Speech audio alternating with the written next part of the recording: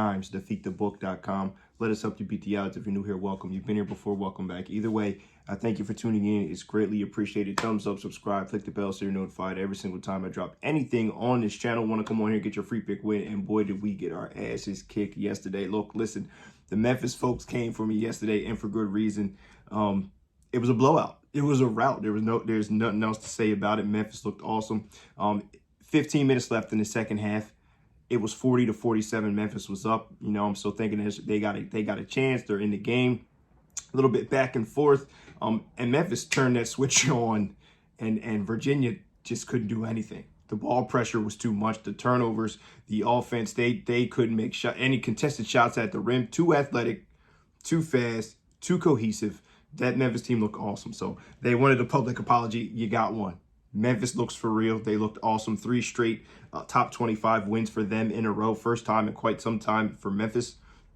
And yeah, definitely a team to look forward to keep an eye on moving forward there. But yeah, Virginia just got completely, some of those young guys, outside of Beekman, they could not get anything going offensively. And really it was the turnovers, I think. Just far too many turnovers for them to stay in that ball game. So yeah, y'all wanted it, you got it. Memphis looks for real. You were right, I was wrong. It happens, right? So moving forward, I want to try to get things back on track here today. Get your free pick win. Still 9-2, our last 11, mostly college basketball. We have another one here for you today. Some big marquee matchups on the slate here today. I'm excited to get into it. We have Baylor going up there against Duke. We have UNC in Oklahoma. People aren't paying attention to Oklahoma. This Oklahoma team is very, very good. UConn and Seton Hall. There's some good matchups here today. So the card will be up here very shortly, early this morning. I do have a huge best bet play of the week going off earlier today, so make sure you grab that card. I believe 3 o'clock, 4 o'clock, somewhere around there. It'll be on the card here. So we have our play of the week lined up and ready to go today. $19.99 season pass is up. Let's get into it. Get your free pick. The website is down below. The social media is down below. Very active on Twitter. I spend a lot of time on Twitter shooting it with whoever. If you want to have conversations back and forth, I'm mostly active on there. Make sure you check out Bryce as well. Let's get your free pick. I'm doing too much talking here. So let's get into it. 7 o'clock matchup in the Garden here.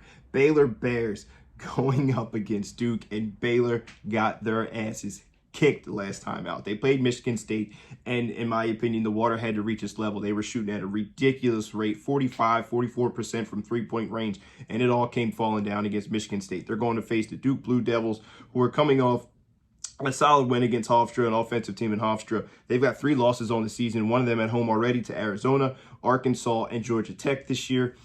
Proctor still, I'm not sure if he's going to play. It's looking like more like a game-time decision. He missed the last couple of games, but if he's in the game, I really, really like Duke in this matchup. Line opened up at 3.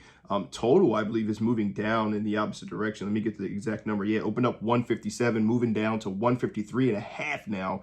They're going to be playing in the Garden. This should be an awesome game. Now, 2 things that I think that we need to pay attention to in this game.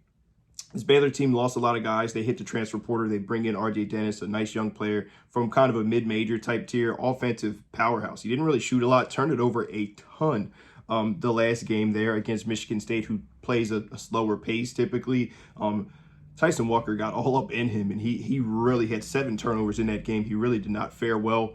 And that's someone they really got to hang their hat on. This Baylor team is not the same as it was in years past defensively. Offensively, they're going to have to crank it up. They did not shoot the ball very well. They did not score it very well. The turnovers really killed them. 21 turnovers there against Michigan State last time. And now this Duke team, they have Flipikowski's back. Is that how you say his name? I always butcher his name.